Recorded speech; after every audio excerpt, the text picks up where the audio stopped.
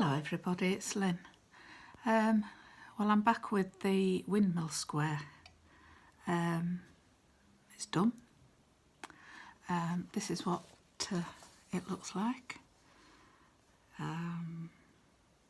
Did the two templates. These were the 3 pieces of fabric, which they don't give you a lot of fabric. You've got to be very careful with the fabric. What I will say about when you're doing these patchwork pieces, I've found that it helps if you follow the instructions to the letter and you do the markings as they've asked you to at 6mm and mark it off all the way around your squares so that you know where you're stitching. And the other thing is you've got to keep pressing your pieces. The flatter they are, the better your piece will look once it's finished. Now I've just stitched all this this morning. I cut it out yesterday. I stitched some last evening, and this morning I've just stitched the blue squares to the green and yellow.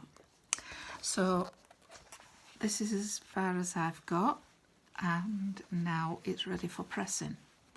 So it has been, all these pieces have been pressed in the way that they have been, where, you know, they've asked you to press them. So now I'm up to pressing what I've just sewn, which is this joining the 2. You join 2 together, 2 together, and then you join the 4 together down. And I'm just pressing the seam open like it says to do. And last time when I did this, if you remember, your fabric has got to, you know, one goes one way, one goes the other way, so that you manage to get your seams flat. And that is a big thing, is keeping your seams flat.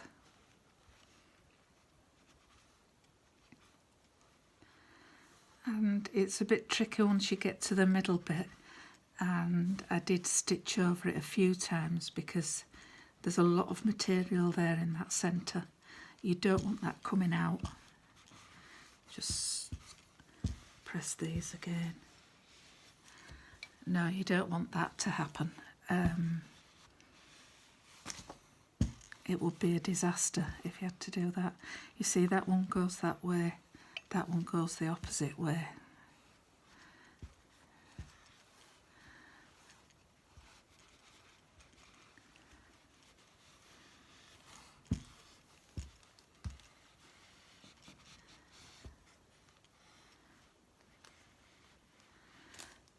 Yeah, give it a good press and make sure that bulk in the middle gets a good press.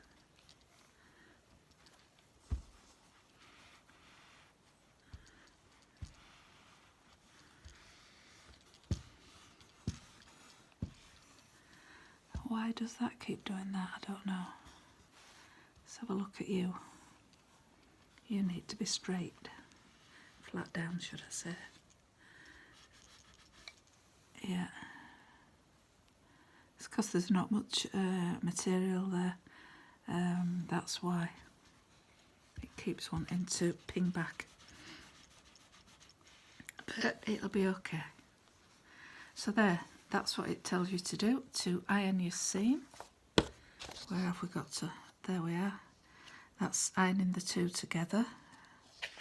And then on this side, this is where they've ironed the seam open like that. And it says to use the nose of your iron to do it. And yeah, that is the best place and the best way to do it. And this is what it turns out like. And we'll just flip it over. Hang on a minute. flat. And there we have it. Now the seam is pressed open. What I'll do is I'll give it a press from this side.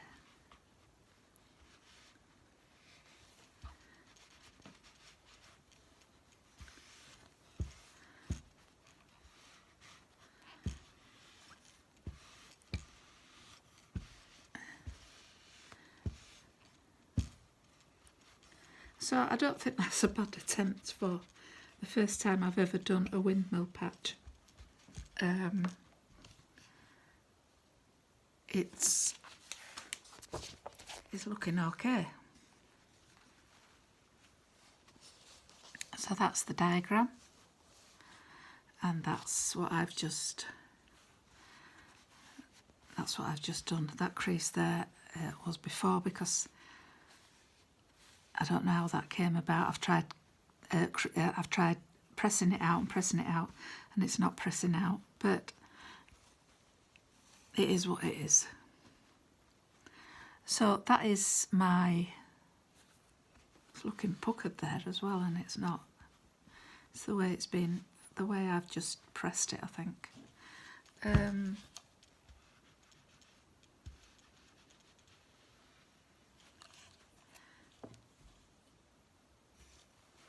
It is flat open, it's the seam like that.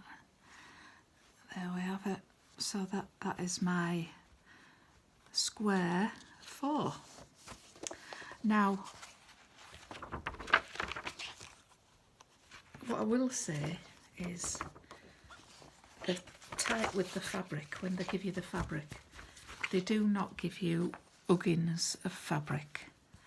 They give you a small amount, and you've got to be very frugal with it when you're making it. I'll just put that there.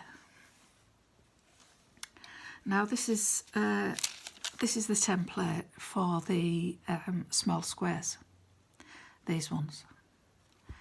Now your piece of material that you add is not much bigger than that.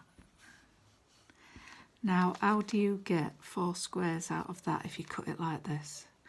You can get one there. You could probably get one there, but you've got one there, so that finishes there. So even if you turn that round do you see what I mean? It's overlapping. So I had to figure this out for myself, because it doesn't tell you this. And anybody new who doesn't know anything about sewing or quilting or whatever, probably wouldn't know what to do. So I had to think about it, and I thought, how the heck am I going to get 4 little squares out of a tiddly piece of fabric like that? So what I did is I thought, I wonder if I half it like that into a triangle, and then make that triangle then into 4 triangles. Can you see? And I know this fabric is a little bit smaller than what the other one was, and this is how I did it. I laid the pattern on top like that, and then I cut down there, which gives you 2 pieces, and then when you've got your 2 pieces, then I cut down there, and then that gives you 4 pieces. And that was the simplest way I could think of how I could get 4 pieces that size out of a small piece of material. So that's just a little heads up for anybody who's doing this that's probably stuck or gone wrong and needs to get some different material. That's just how I've gone about it. Now we're on to part 5.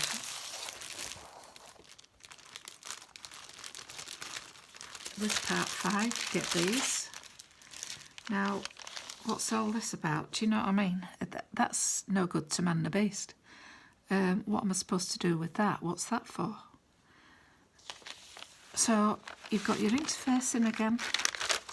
And for those that don't know anything about interfacing, please don't try taking that away from the sticky, because if you do, you've ruined it.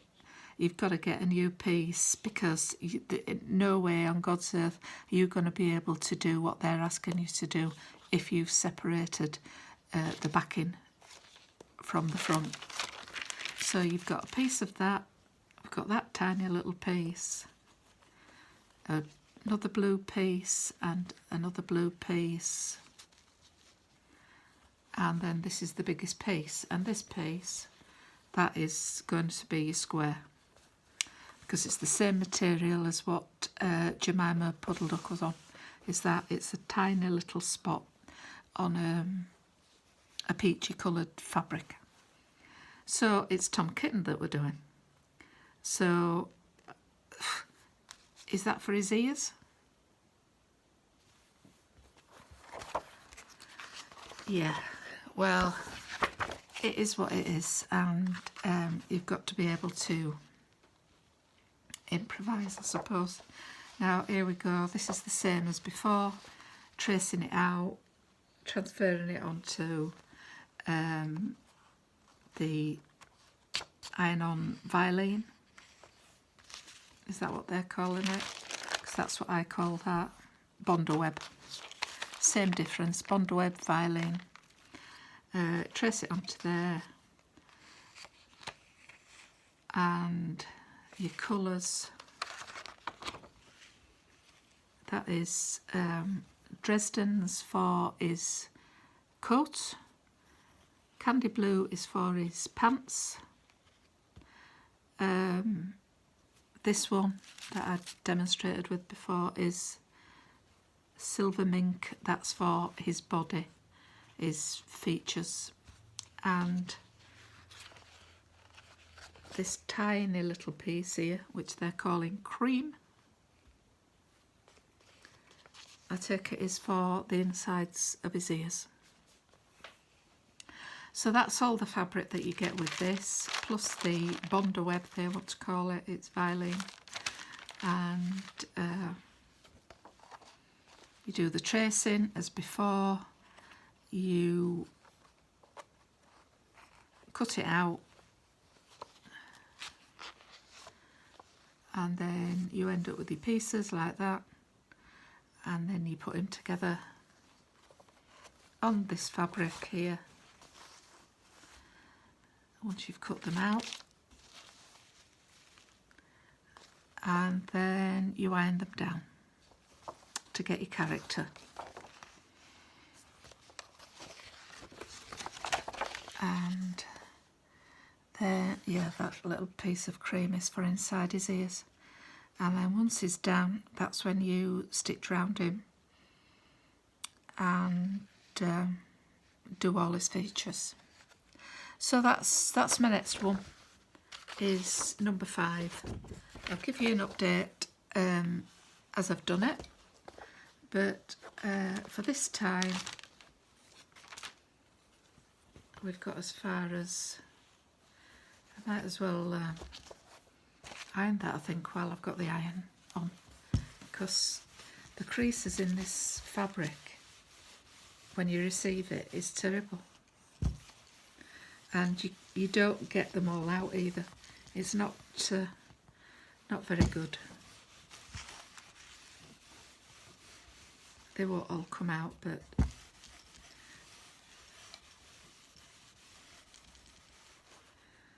it's looking a little bit better than it did before. The only way you're going to get those out is if you had to wash it, and then if you had to wash it, you're shrinking your fabric, and then you're not going to get your square out of it anyway, because it would be far too small then. So we'll try and make the best of a bad job as it was, and I'm doing it that way. At least those are straight. So yeah, next one, Tom Kitten, character square 5 of the Beatrix Potter Peter Rabbit Patchwork Quilt by Hachette. And as I said in my last one, you can still purchase these. They have a website, and if you want, you can purchase them. I aren't getting anything for doing this. It's just for my own reference and making squares, because I've never done any applique work or patchwork before, and I'm enjoying it. And it's just a little reference for me for if I wanted to do some more pieces like that. You know, the Windmill or whichever one. So have a nice weekend, everybody. It's a dull old day here, but I'm not quite sure what's forecast for the weekend. But it's been cold and dull here today in Yorkshire, so we'll see you all later. Thanks for watching, and thank you for subscribing. To all my new subscribers and to all my old subscribers, thank you for staying with me throughout this journey. It's been absolutely amazing, and we'll see you soon. Bye.